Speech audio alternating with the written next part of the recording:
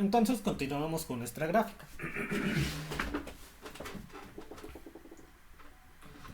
Se acaba de definir, se iba a definir al punto para el cual el tiempo t es igual a 3.25 por 10 a la menos 3 segundos, que es cuando tenemos nuestro segundo pico negativo, en el cual tenemos menos 0.091 metros, lo que se registra más o menos aquí. Por aquí. Menos 3.30. Bueno, 3.25 milisegundos con menos 0.091 metros, más o menos por aquí. Cuando tenemos nuestro segundo pico positivo, nuestro segundo pico positivo se registra en el tiempo 4.29 por 10 a la menos 3 segundos, o 4.29 milisegundos, con 0.059 metros de distancia de separación con respecto al punto de equilibrio estable, que más o menos se ubicaría por aquí. Entonces ya podemos graficar la función que se ejecutaría de la siguiente forma.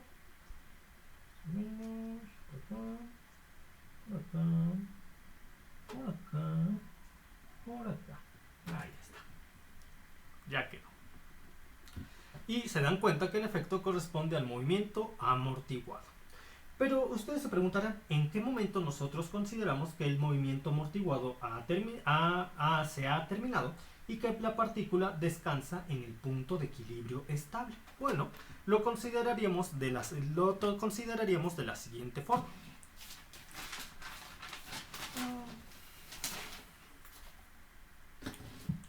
Nos volvemos a la parte exponencial, la parte E, aquí está, y vamos a analizar. La voy a reescribir acá. En este caso en particular es E a la menos 1000t. Yo necesitaría conocer con qué valor del tiempo yo tendría E a la menos 1. Con el valor del tiempo para el cual yo tendría E a la menos 1 sería 1 entre 1000.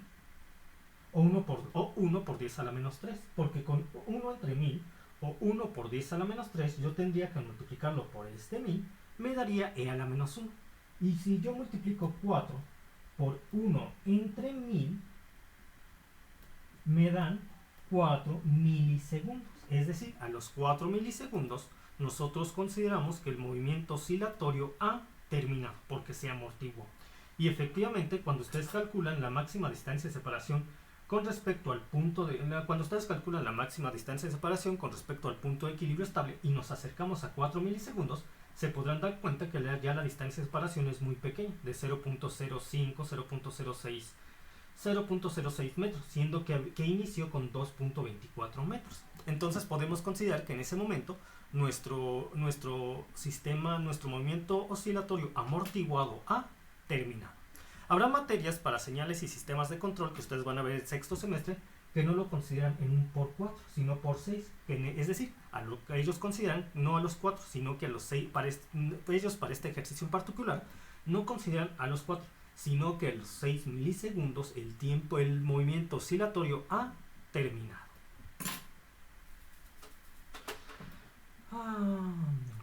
¿Hasta aquí alguna duda, pregunta?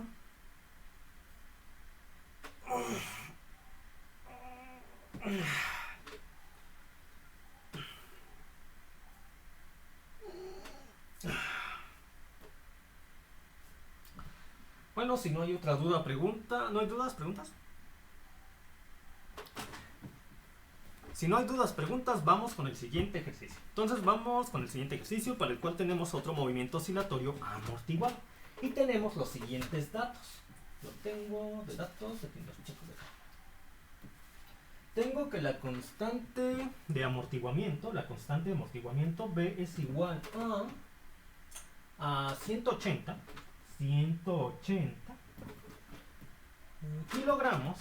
kilogramos entre segundos. Mientras que la masa de la partícula es igual a 0.11 kilogramos. 0.11 kilogramos y la constante de fuerza K es igual a 1 por 10 a la 6 newton entre metro. 1 por 10 a la 6 newton entre metro. Sí. Entonces, el movimiento inició cuando xm, subíndice m, es decir, la de máxima distancia de separación con respecto al punto de equilibrio estable, es igual a 5.38 metros. 5.38 metros. Entonces, yo quiero calcular la posición de la partícula, es decir, la cantidad que permite caracterizar el movimiento de la partícula con respecto a su posición a medida que avanza el tiempo en este movimiento oscilatorio amortiguado. Entonces, vamos a hacer lo siguiente. Tenemos que comprobar si se trata de un movimiento poco amortiguado o subamortiguado, o si se trata de un movimiento críticamente amortiguado, o si se trata de un movimiento sobreamortiguado. ¿Cómo lo hacemos? Bueno, vamos a calcular la constante de amortiguamiento entre 2 veces la masa y lo elevamos al cuadrado. ¿Cuánto nos da? Nos daría lo siguiente.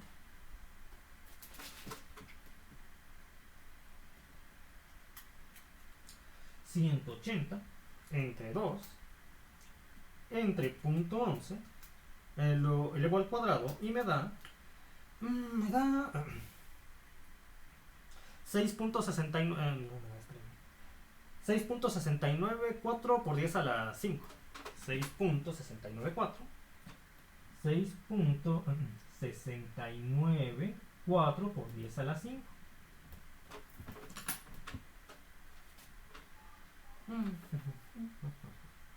Ahora voy a calcular la constante de fuerza K, entre la masa M.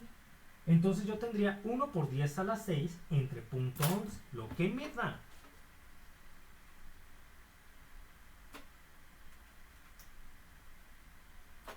entre punto 11, lo que me da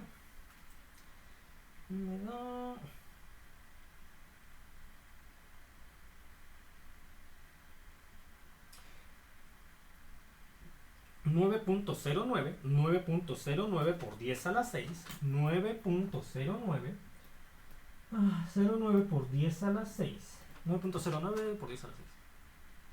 Ahí está.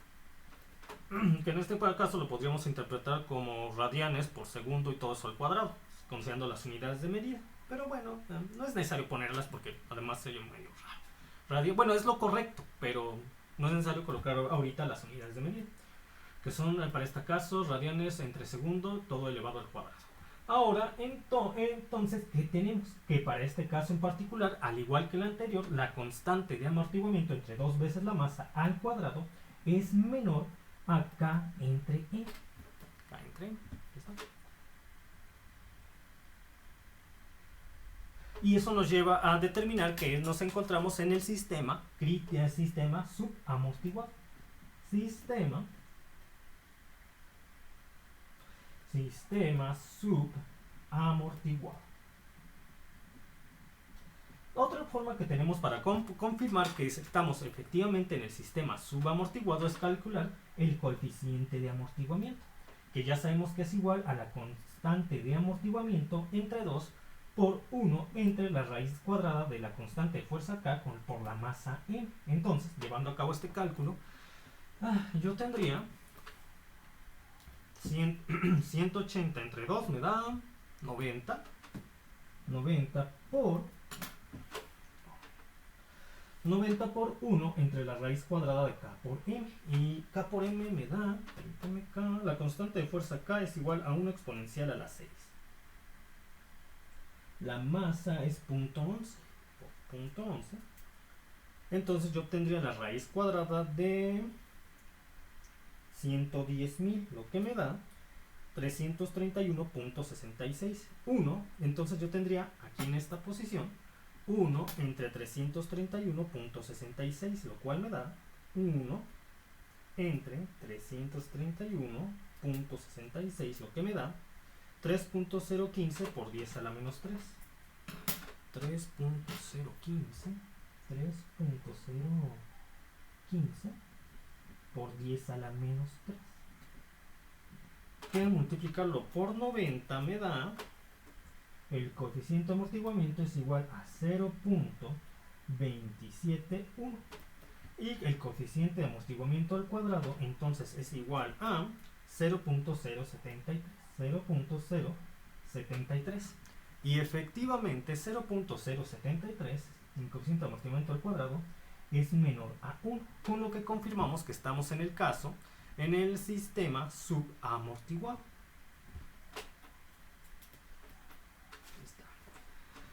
Subamortiguado. Subamortiguado. Y vamos a empezar a calcular los elementos que nos interesan para este sistema subamortiguado, que es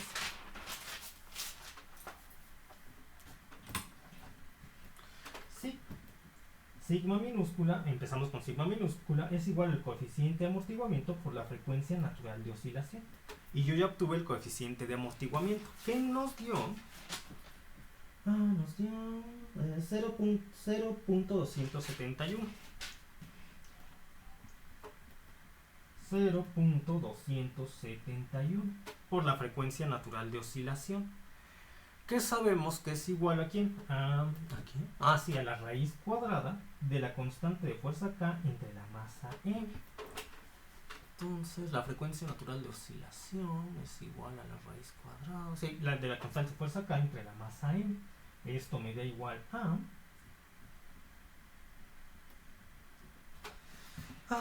sería 1 exponencial a la 6 entre 0.11 y le aplico la raíz cuadrada. Yo tengo aquí 3015.11. Entonces tendría que sigma es igual a 3015.11 por punto 27.1, y esto me da 817.09 radianes por segundo. ¿Listo? Radianes por segundo. Ahora vamos a calcular la frecuencia natural amortiguada. La frecuencia natural amortiguada es igual a la frecuencia natural de oscilación por la raíz cuadrada de 1 menos el coeficiente de amortiguamiento al cuadrado. Yo ya sé que la frecuencia natural de oscilación, que se está de aquí, nos dio 3015.11 radianes por segundo. Y entonces 1 menos el coeficiente de amortiguamiento al cuadrado es igual a... sería 1 menos 0.271. 1 menos 0.271 es igual a 1 menos 0.271 es igual a 0.729. 0.729. Aplicamos la raíz cuadrada a 0.729 y nos da 0.8538, que al multiplicarlo por 3015.11 nos da 2574. La frecuencia natural amortiguada es igual a 2574.34 radianes por segundo. Radianes por segundo. Ya está. Y ahora nosotros sabemos que la posición de la partícula con respecto al tiempo t para el sistema subamortiguado es igual a ¿qué expresión? La siguiente. X de t es igual a e a la menos sigma t por la raíz cuadrada de xm al cuadrado más sigma por xm entre la frecuencia natural amortiguada al cuadrado más más el seno, aquí es el seno, no la tangente, más el seno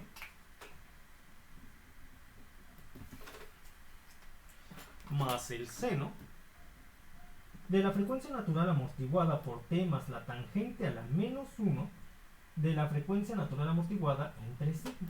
¿No está?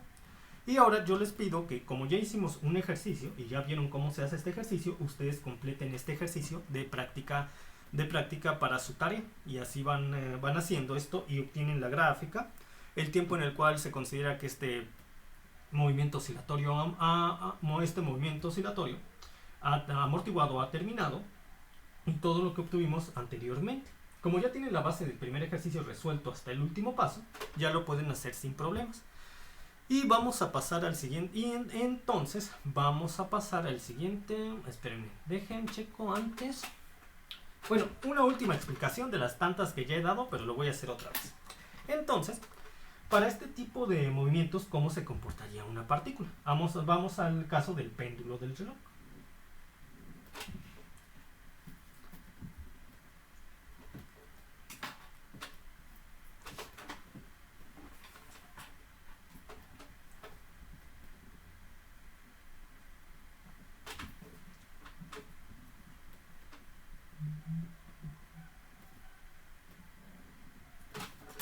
Para movimientos como este, o del ejercicio anterior,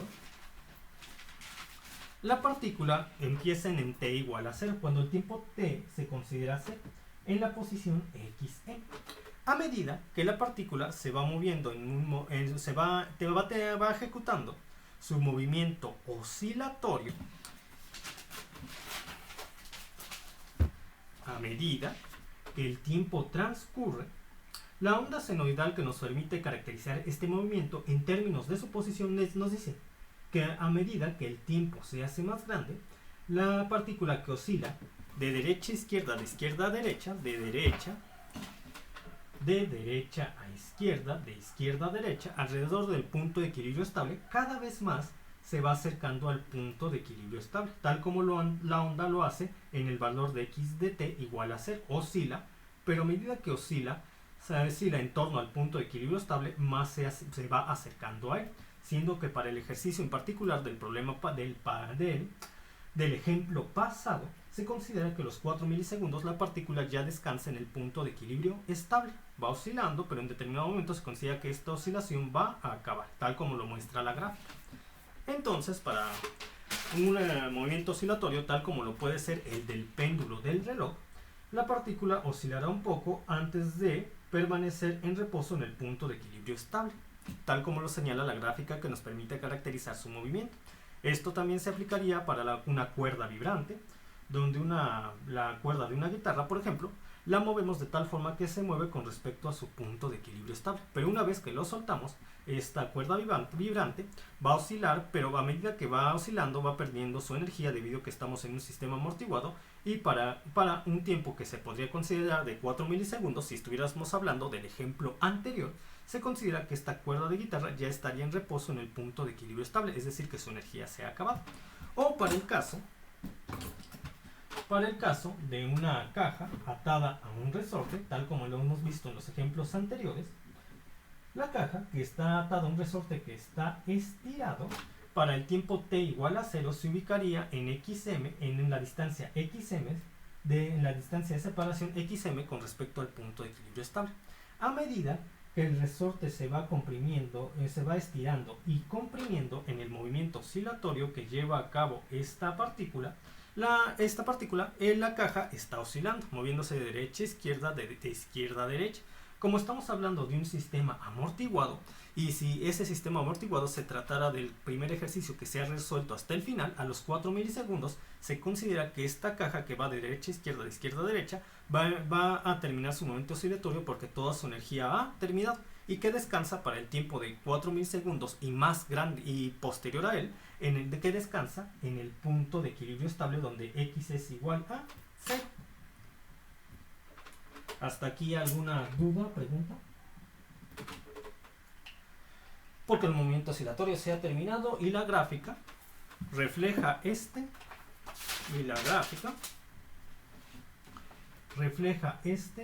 hecho. ¿Hasta aquí alguna duda, pregunta?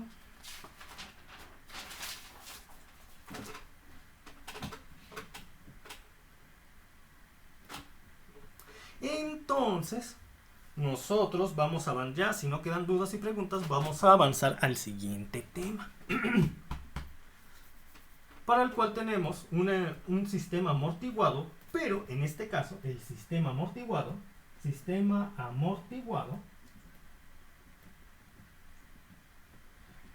excitado por una fuente externa o fuerza impulsora. Y esto ocurre cuando por lo general tenemos a nuestro sistema oscilatorio y nosotros para él tenemos condiciones. Tenemos nuestro sistema oscilatorio, pero este sistema oscilatorio a su vez está atado a un elemento que produce una fuerza impulsora, que para este caso de los sistemas mecánicos podría ser o por lo general es un motor mecánico. Entonces, para este tipo de sistemas, la ecuación que nos permite definir el movimiento es la siguiente.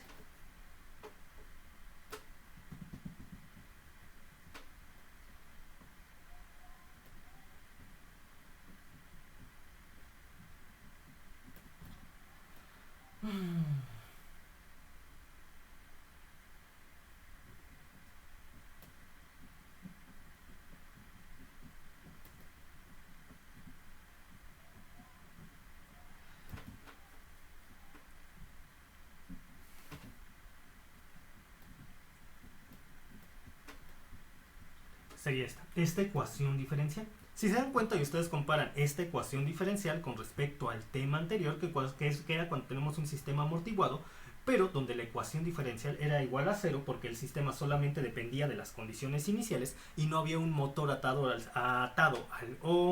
conectado al sistema mecánico. En ese caso la ecuación diferencial era igual a 0. Pero para este caso, donde un motor se encuentra conectado al sistema mecánico y este motor es quien va a estar alimentando o excitando este sistema, la ecuación diferencial es precisamente igual a la fuerza aportada por dicho motor. Entonces, para este caso, nosotros debemos considerar la integral de convolución, la cual nos dice que la solución del sistema, es decir, x de t, es igual a la integral de 0 a t de la función de peso o ponderada trasladado en un intervalo de tiempo t por la fuerza impulsora que depende de tau por la diferencial de tau. Entonces, para este caso debemos considerar lo siguiente. Nosotros ahorita en un primer momento vamos a proceder matemáticamente de la misma forma en la cual lo hicimos para el caso anterior. Vamos a igualar esta ecuación diferencial a 0 y vamos a obtener la solución de la ecuación diferencial. Pero aquí hay una diferencia. La solución de la ecuación diferencial, cuando igualamos esta expresión a 0, dado que es una ecuación diferencial completa con respecto a la ecuación diferencial que resulta de considerar al motor que les estoy mencionando, no va a ser la solución de la ecuación diferencial de esta.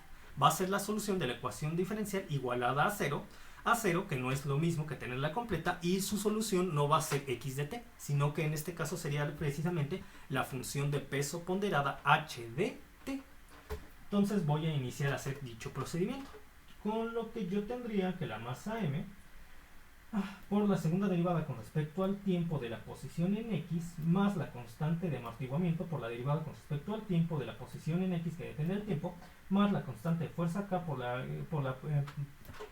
la posición que depende del tiempo es igual a 0.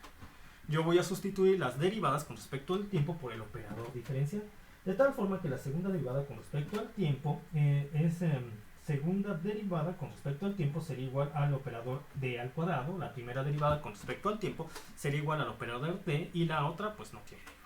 Por lo que tendríamos la siguiente ecuación diferencial, donde m por el operador d al cuadrado por x de t más la constante de amortiguamiento por el operador d por x de t más la constante de fuerza k por x de t igual a 0. Dejen checo que hasta este punto se encuentre todo escrito de la manera correcta.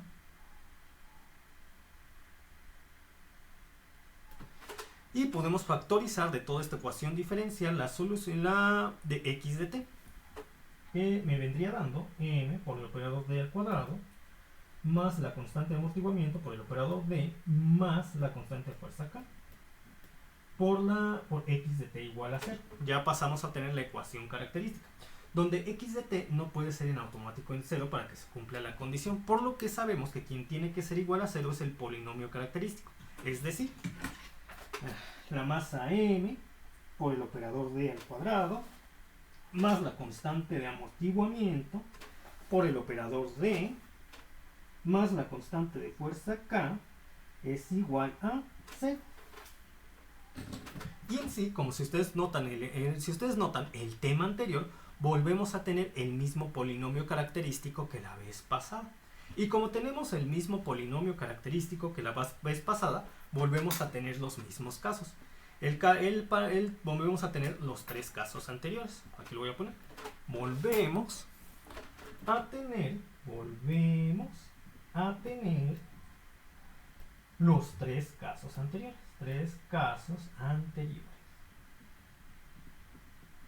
Que corresponden al sistema subamortiguado, críticamente amortiguado o sobreamortiguado. Pero la clase ya se va a terminar. Entonces por hoy voy a terminar esta sesión y mañana continuaríamos desde este punto. ¿Hasta aquí alguna duda, pregunta?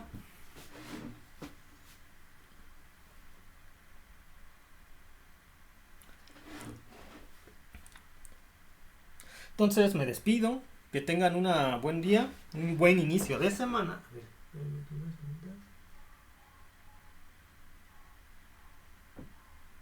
bueno, entonces me despido. Que tengan un buen inicio de semana. Buen día. Hasta pronto. Se cuidan.